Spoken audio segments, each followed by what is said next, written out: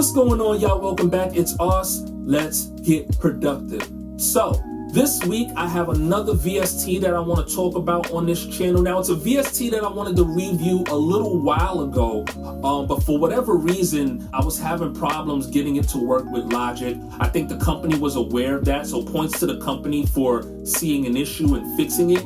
And they made an updated version of this VST. The name of this VST is Oracle 2.0, and it's by Infinit Essentials. Now, the original version of this VST was slightly different in its UI design. This new updated version is a little bit different, but it's the same principle. So we're gonna go over this VST right now. So let's get right into it. Oracle 2.0, Infinit Essentials, let's do it.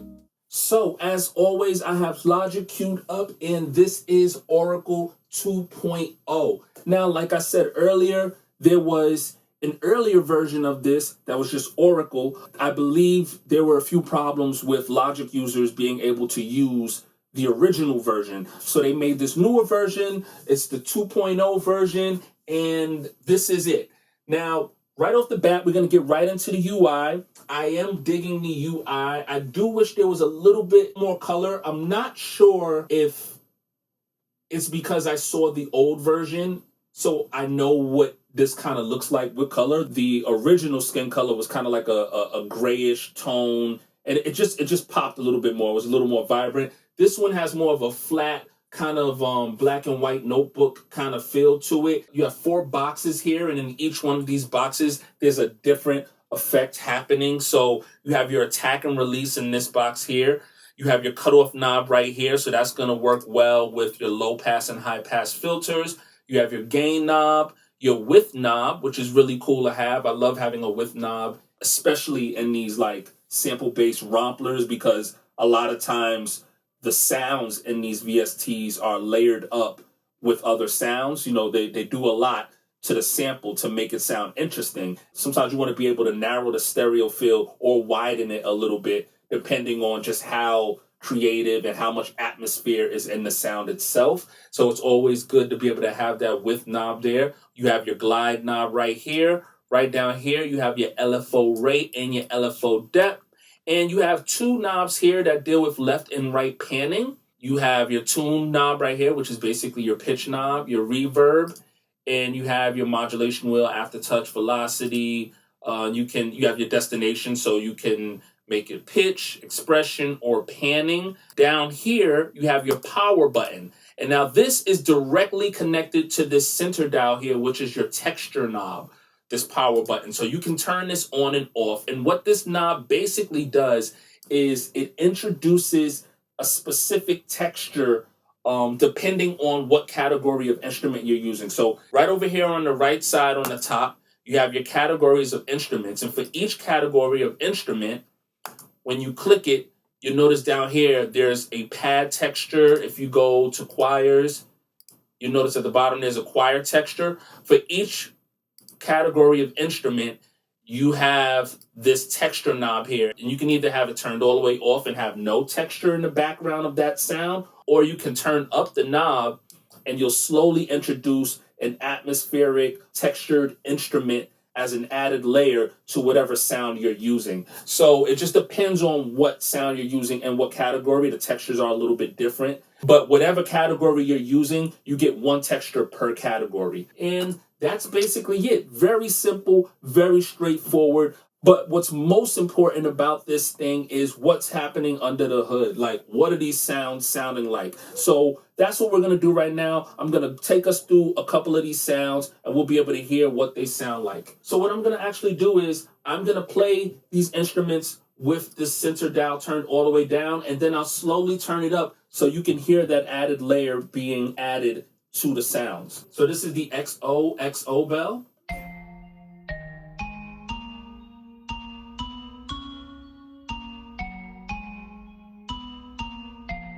And now I'm going to slowly start turning up this texture knob.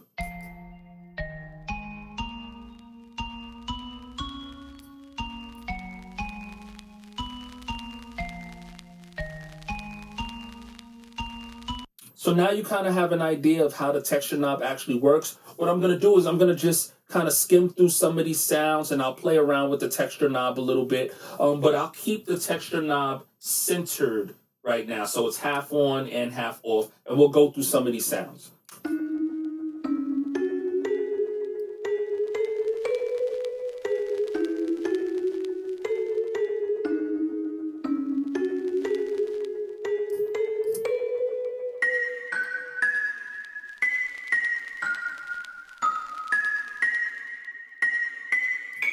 And like I said, for every category of instrument, there's one specific texture for all of the instruments in that category. So it seems like for the bells category, you get a bit of record crackle for that added texture.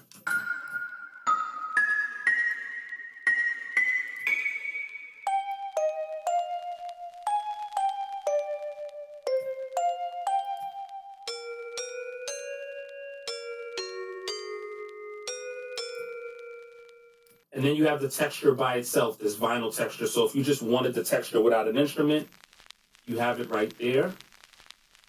Now, one thing I will say is for each of these categories, there's not a lot of instruments in each category. I'm assuming that's because they're going to be coming out with expansions. I will say for certain categories of instruments, even though there's not a lot of instruments in that category, the instruments that are in, the sounds that are in there sound decent. So one of the categories that I really like is the brass. I love the horns in the brass category.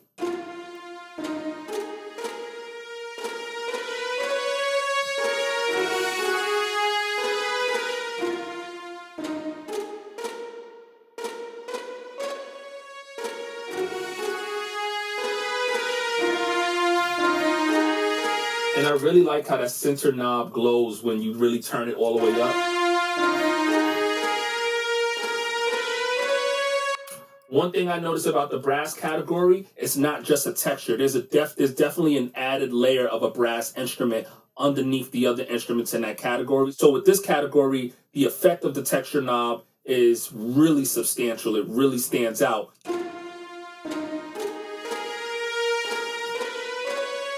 Or the next one.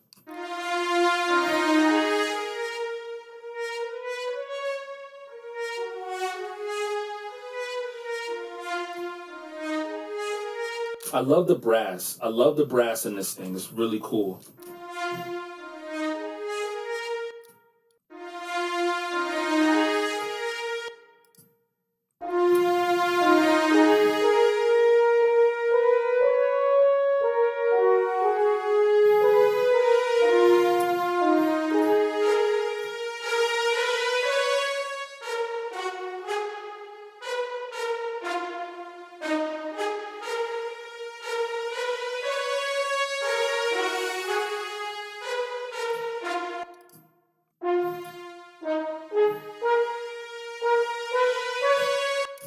We'll go to, what's another category that I'm really into? I'm not going to go through every single one of these categories. We'll do one more category. Let's do guitars.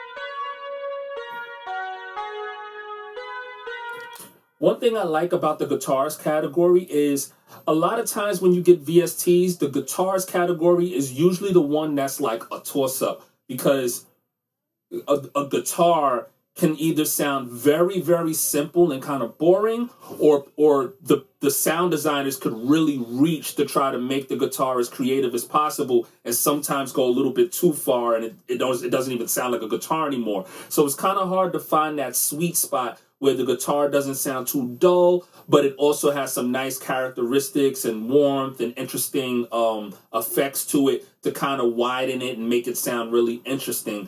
One of the things I like about this category is even if I don't turn the texture knob all the way up and give it that added effect, even if I turn it all the way down and just let the guitar play by itself,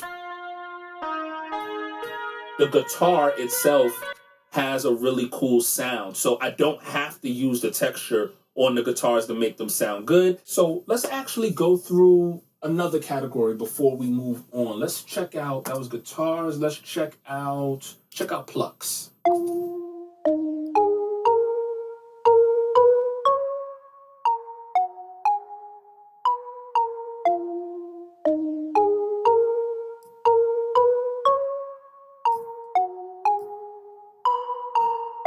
We'll turn up the reverb, give it a little more atmosphere.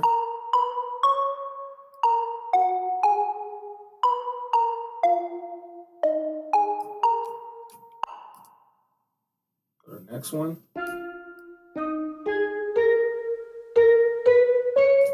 One of the things to keep in mind about this VST, whatever adjustments you make to any of the effects, like I just turned up the reverb for the last sound. When I move on to the next preset, it's not going to reset anything. So the reverb is going to be up for the next sound as well. Wherever I left the texture knob at, it's going to be at that same value when I go to the next preset. So just keep that in mind as you're going through the sounds and auditioning sounds and listening to them. If you made any adjustments to the previous sound via effects or the texture knob, that's going to carry over to the next preset. All right, you got a steel drum.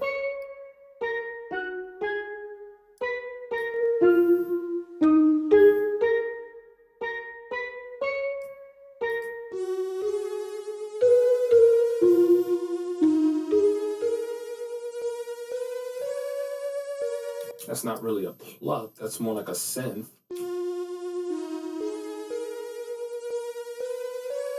I guess it's a pluck layered with a synth. Yeah, that's cool.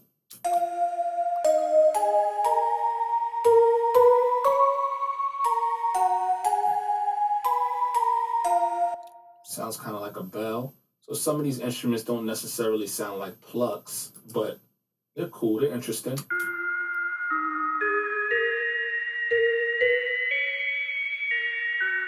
I like this one. Sonar. That one's cool. I'm not a big fan of the plucks category. Let's try keys. Let's try keys.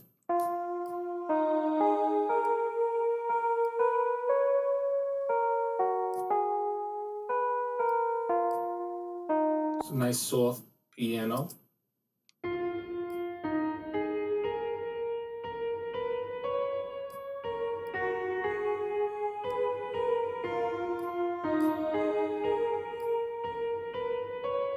Let's mess around with the LFO rate and depth a little bit.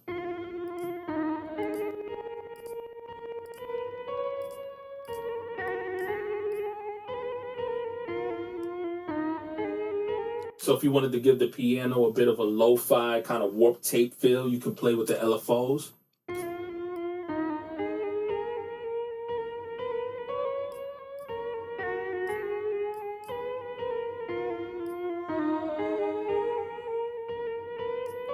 Go to the next piano.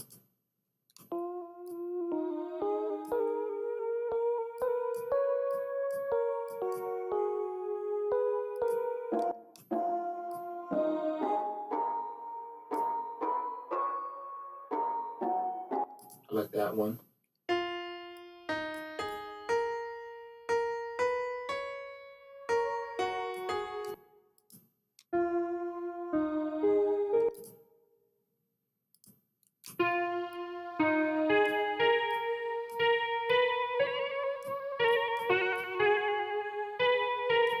Like this one a lot, the Juno tape piano.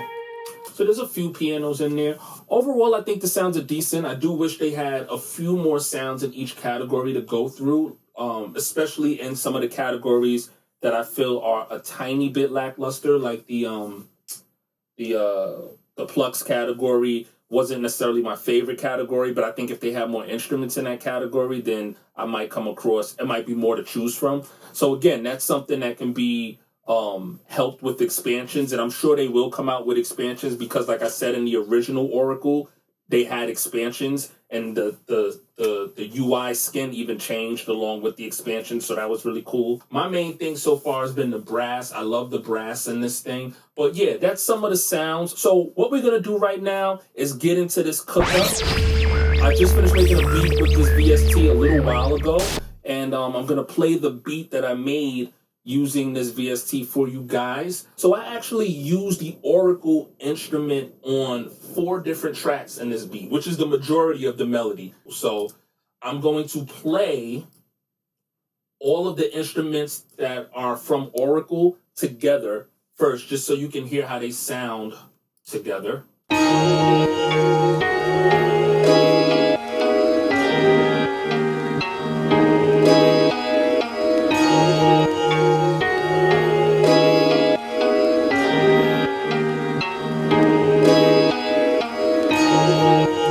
Play them individually. So this piano here came from Oracle, and then I added a bit of a side chain to it, so it kind of, you know, had a bit of a kickback every single time the kick hit.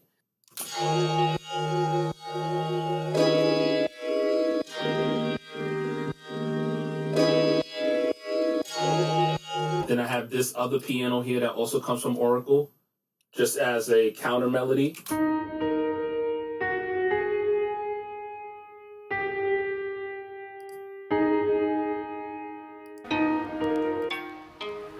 And I have this pluck instrument right here. Okay, so now I'm gonna play this thing back so you can hear this beat in its entirety. This is the beat I made using Oracle 2.0. Let's get Oracle back up on the screen here so we can have it nice center display. And let's check this thing out.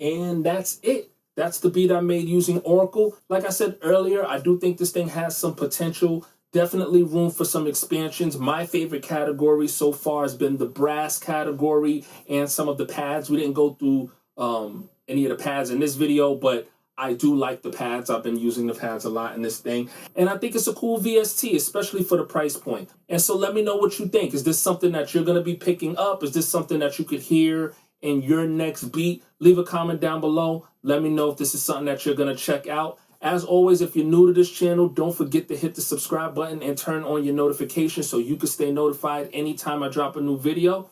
And I'll catch you guys on the next one.